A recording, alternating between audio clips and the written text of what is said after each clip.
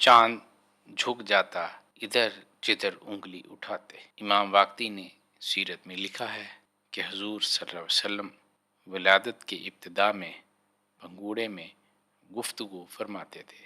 ابن سبا نے خصائص میں ذکر کیا ہے کہ ملائکہ آپ صلی اللہ علیہ وسلم کے بھنگوڑے کو حرکت دیتے تھے۔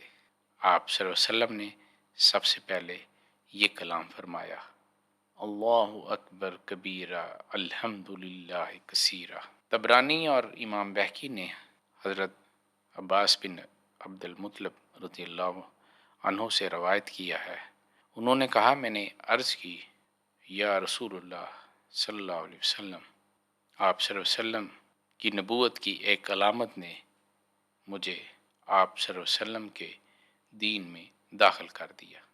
میں نے آپ صلی اللہ علیہ وسلم کو دیکھا، آپ صلی اللہ علیہ وسلم پنگھوڑے میں تھے، چاند سے سرگوشی فرما رہے تھے۔